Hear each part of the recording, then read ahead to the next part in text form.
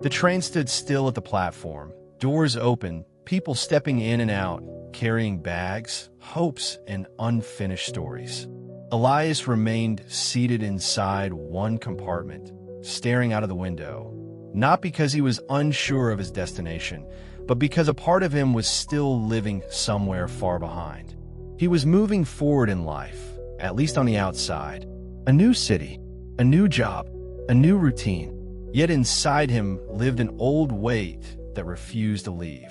Every sound of the train reminded him of something he had lost. Every passing face carried a memory he had buried but never released. Elias had once been someone full of laughter and plans. He used to believe life moved in straight lines. Effort led to success, love led to forever, loyalty led to security. But life had taught him otherwise.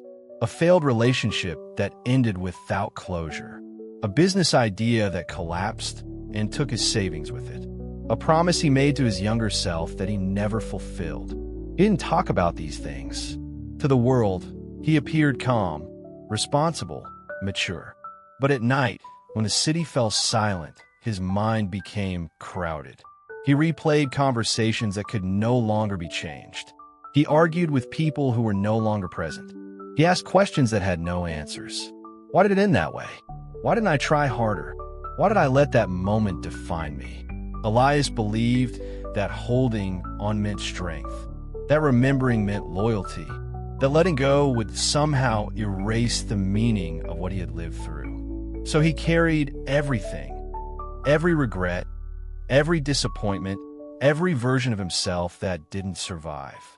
One evening, after a long day, he took a walk near the river that cut through the city. The water moved quietly, reflecting the fading lights of the buildings. He sat on a bench, exhausted, not physically but emotionally. That was when he noticed an old man standing near the water, releasing small paper boats into the river. Each boat carried something written on it. Elias watched in silence as the man placed one boat after another onto the surface, letting the current take them away without hesitation. When the last one disappeared, the man sat beside him and sighed, not with sadness, but with relief. Elias finally spoke. "Why are you throwing them away?" The man smiled gently. "I'm not throwing them away. I'm returning them to the past." Curious, Elias asked what was written on the boats. "Things I no longer need to carry," the man replied. "Regrets, anger, old versions of myself." Elias felt something tighten in his chest. "Doesn't it hurt to let them go?" The man looked at the river for a moment before answering. "It hurts more to keep holding them when they no longer belong to who you are becoming." That sentence followed Elias home. That night, sleep didn't come easily. For the first time, he questioned something he had never dared to challenge before. Maybe moving forward wasn't about fixing the past. Maybe it was about releasing it. Days passed, and Elias began to notice how much of his energy was spent reliving what could no longer change. He realized he wasn't afraid of the future. He was afraid of losing his pain, because pain had become familiar. It had become proof that what he felt once was real. One morning, while cleaning his apartment, Elias found an old box hidden in the back of a closet. Inside were letters he never sent, photos from years he never spoke about, reminders of dreams he abandoned. His hands trembled as he opened it. Every item pulled him backward. For a moment, he considered closing the box and returning it to its place. That was his habit: avoid, delay, pretend. But this time he didn't. He sat on the floor and allowed himself to feel everything he had been running from. The grief, the disappointment, the anger, the sadness.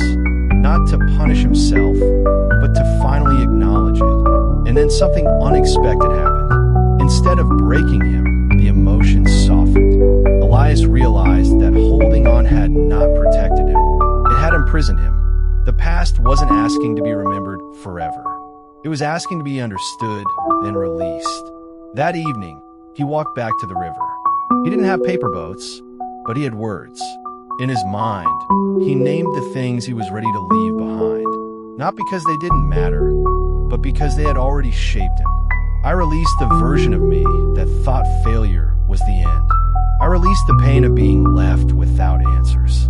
I released the belief that my worth is tied to what I lost.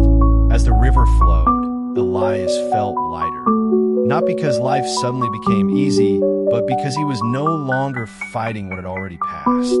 From that day on, his life didn't change overnight. He still had responsibilities. He still had fears. But something inside him shifted. He stopped dragging yesterday into today. He stopped measuring his future by his regrets. He began to move, not faster but freer. Months later, Elias found himself smiling more without forcing it. He made choices without fear of repeating old mistakes. He learned that letting go didn't mean forgetting. It meant trusting yourself enough to walk forward without chains. Standing once again at a train platform, Elias stepped inside without hesitation. This time, he didn't look back through the window. Not because the past had no meaning, but because it no longer controlled his direction. And that was the lesson he carried with him. You cannot move forward while holding on to what belongs behind you. Letting go is not weakness. It is the courage to choose growth over familiarity, peace over pain, and the future over what can no longer be changed. Sometimes, the bravest step forward is simply releasing what you were never meant to carry forever.